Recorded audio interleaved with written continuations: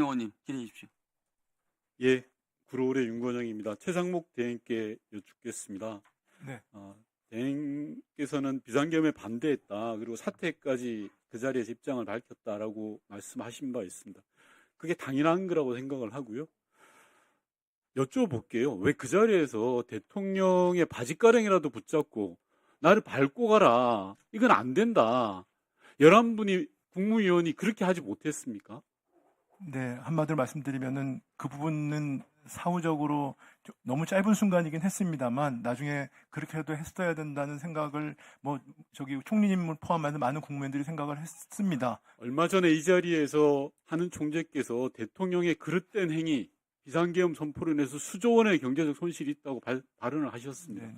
경제를 책임지는 수장으로서 대통령이 비상계엄 조치가 있겠다라고 하면 무조건 막았어야죠.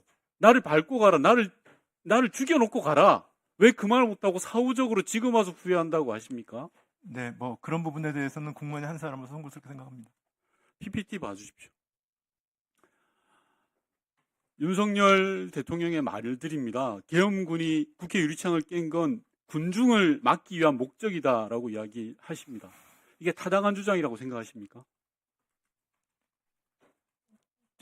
의원님, 지금 대통령 관련된 사항들은 지금 사법 절차나 헌법 이 내용은 사법 절차하고 상관없는 태도의 문제입니다. 근데 변론에서 답변을 하신 거기 때문에 태도에 대해서 제가 여쭙는 겁니다. 이 말이 상식적이고 타당합니까, 대행님?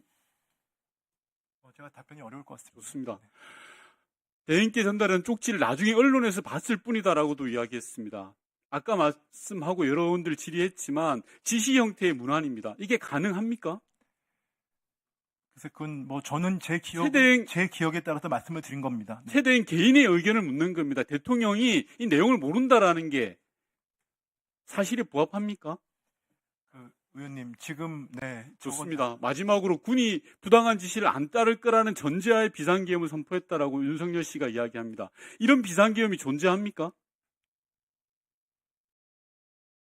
예, 아니요로 말씀하십시오. 대행님 개인의 의견이고 이건 사법 절차하고 전혀 관계가 없는 거예요. 제가 지금 공직자이기 때문에요. 네. 지금 사법 절차나 헌재 심판 절차가 지금 진행되고 있는데 죄송한데 대행님, 관련상을 제가 대행님의 지금 이런 모습이 네. 비상계엄을 못 막았다고 생각합니다. 단호하셔야죠. 대통령을 붙잡고라도 이건 안 된다라고 이야기하려면 결기가 있어야죠. 다음 PPT 보십시오. 윤석열 씨는 부하한테 모든 걸 다 떠넘기고 있습니다.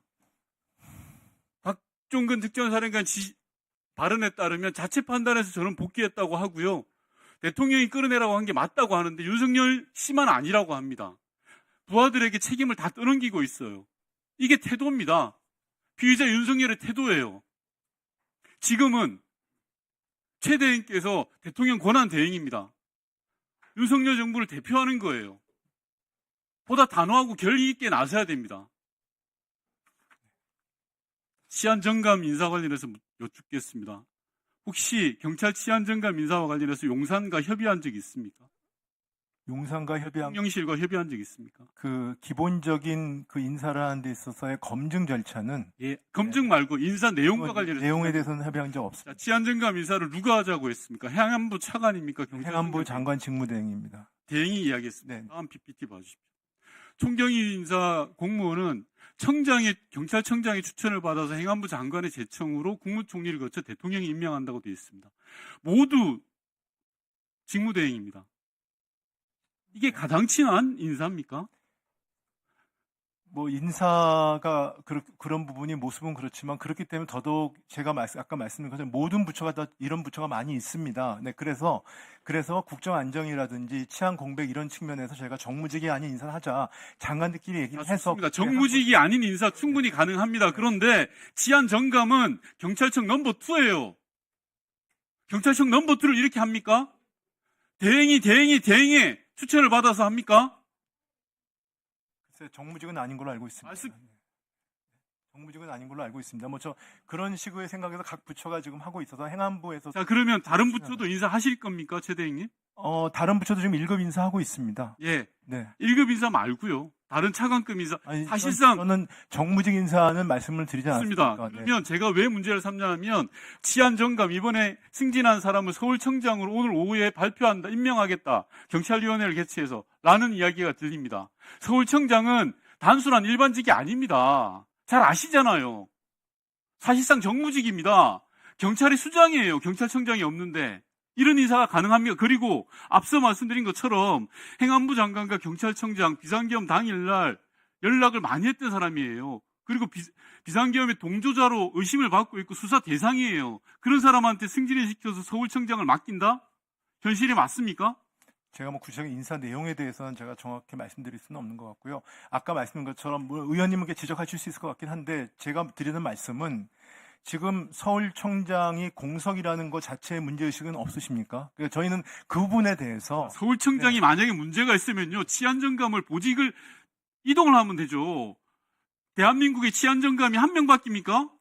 부산청장도 있고 많습니다. 왜 그 생각 안 합니까? 그러니까 그건 행안부 장관 직무대행하고 경찰 자, 다시요. 다음 PPT 봐주세요. 네, 이번에 인사를 3명, 치안감 인사를 3사람 했습니다. 보통 경무관에서 치안감 승진하는데 3년 이상 걸려요. 그 내용 알고 계세요? 대행님?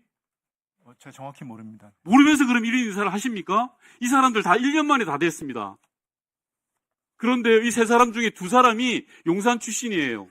101단 경비단 출신이고 용산 대통령실에 있었던 사람입니다. 이러니까 국민들이 의심하지 않습니까? 상식적으로 좀 하자고요. 상식적으로. 3년이 걸리는 인사를 1년 만에 3사람이나 승진을 시켜요. 그리고 서울청장 비었다고 그것도 승진을 시켜서 보냅니다. 치안정감이 대한민국에 한 명 있는 것도 아니에요. 이런 인사를 왜 합니까? 헌법재판관 임명 안 하신다면서요. 이런 인사만 다 합니까? 어떻게 생각하세요? 3사람이나 3년 걸리는 인사를 1년 만에 승진시키는 인사를 지금 최대행이 하신 거라고요. 네, 저는 하여튼 그 행안부 장관 직무대행과 경찰청 차장이 협의해서 한 인사 안에서 제가 했습니다. 네. 자, 그러면 네, 마무리해 주십시오. 예. 행안부 차관이 이 인사를 이야기하면서 이 사람들 1년 만에 승진시키는 겁니다라고 이야기하던가요?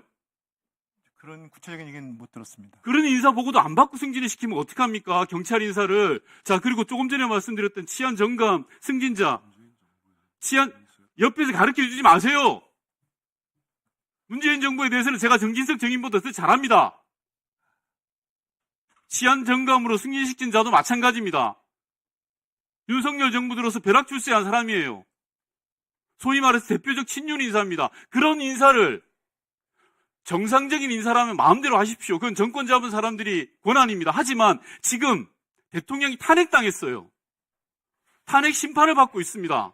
그러면 최소한 대통령 권한 대행이시라면 그런 건 가려야 되지 않습니까?